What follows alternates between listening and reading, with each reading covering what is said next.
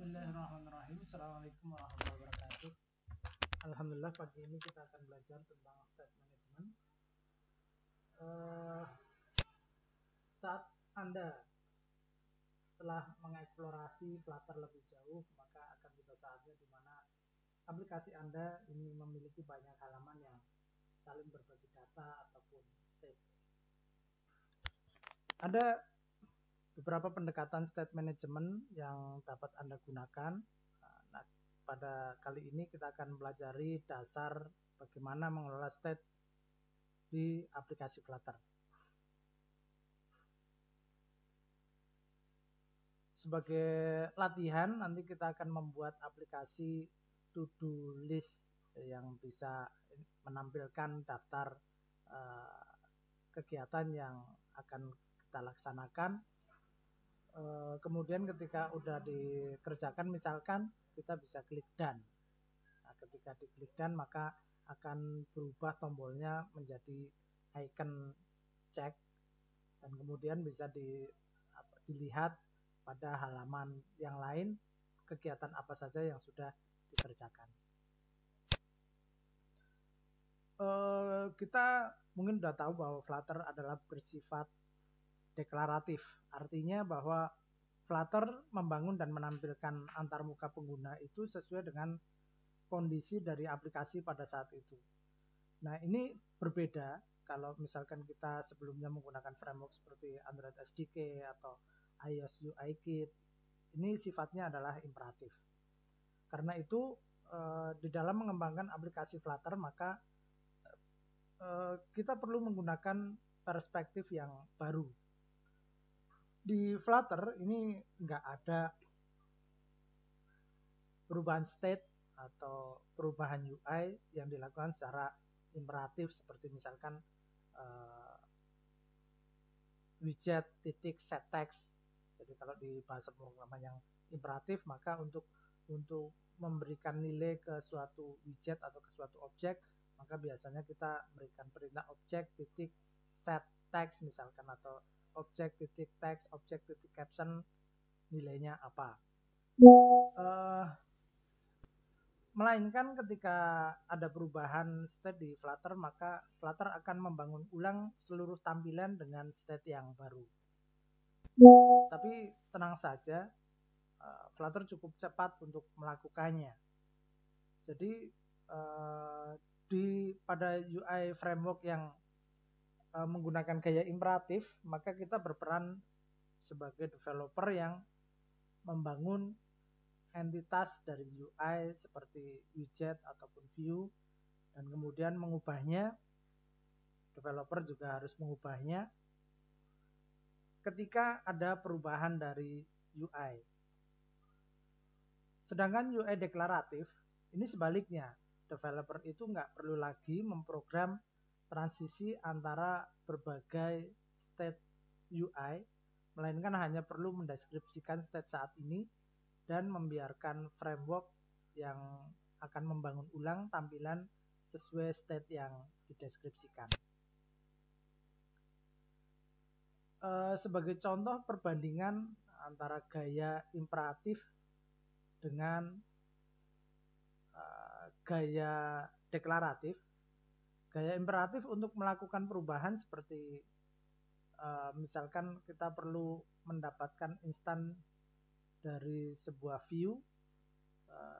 Kalau di framework Android, maka kita bisa melakukannya dengan find view by ID atau semacamnya. Nah, kemudian kita akan memprogram perubahan satu persatu, termasuk menghapus tampilan sebelumnya. Contohnya misalkan di sini a titik set color, misalkan sebelumnya a sama dengan find view by ID, kemudian a set color green, set supaya warnanya jadi hijau. Kemudian kita juga harus memberikan kode a clear children untuk menghapus anaknya misalkan. Kemudian view B, B1 sama dengan new view B, mengkonstruksi objek view B, kemudian B titik add B1 misalkan seperti itu.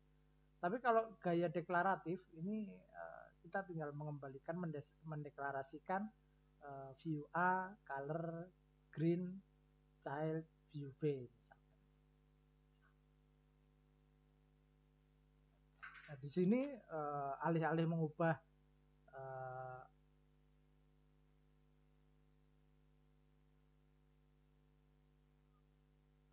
instan B dari view B, Flutter membuat instan widget baru.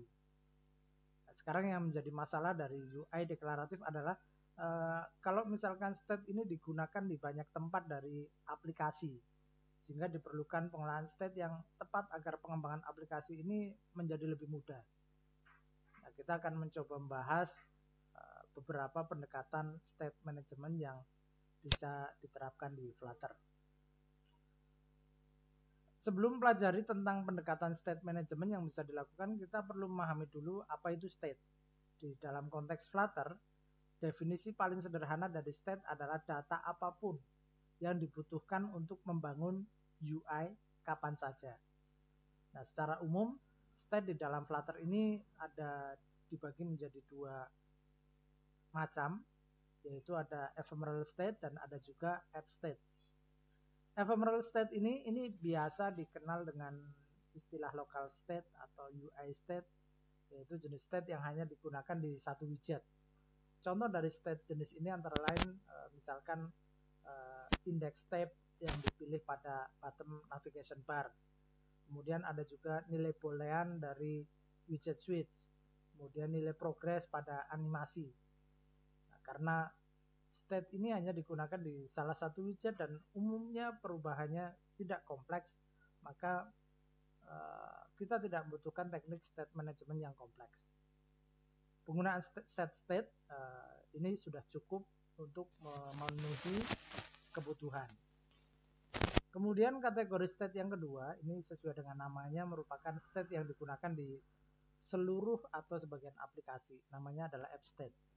App state ini seringkali juga disebut dengan istilah shared state. Shared state. Beberapa contoh dari state ini antara lain misalkan digunakan sebagai informasi login ketika pengguna login memasukkan username password, kemudian diproses, maka informasi tentang login ini akan dibaca di setiap halaman atau di beberapa halaman yang dibutuhkan. Kemudian ada juga fitur cart pada aplikasi e-commerce, keranjang belanja. Kemudian ada juga pengaturan tentang preferensi pengguna. Untuk mengelola app state ini, maka kita perlu meneliti beberapa opsi yang ada.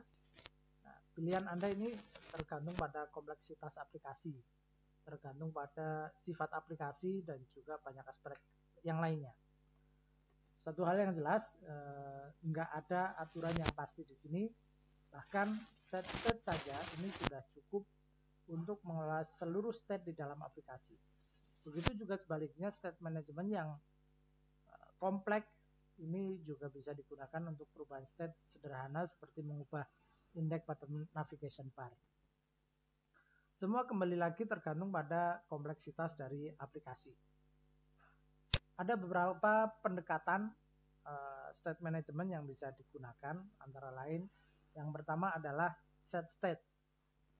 Pendekatan state management set state ini sejauh ini kita gunakan, ini cocok digunakan untuk ephemeral state.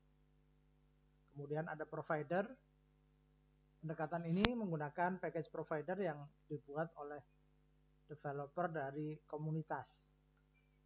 Provider ini merupakan salah satu pendekatan yang direkomendasikan oleh tim Flutter karena kodenya yang ringkas dan juga mudah digunakan. Kemudian ada inherited widget. Ini biasanya digunakan untuk pendekatan low level untuk komunikasi antara parent dan child di dalam widget tree. Nah, package provider ini sebenarnya juga menggunakan pendekatan ini, inherited widget dan juga inherited model. Kemudian ada Redux. Ini adalah library JavaScript yang populer yang umum digunakan untuk state management di React.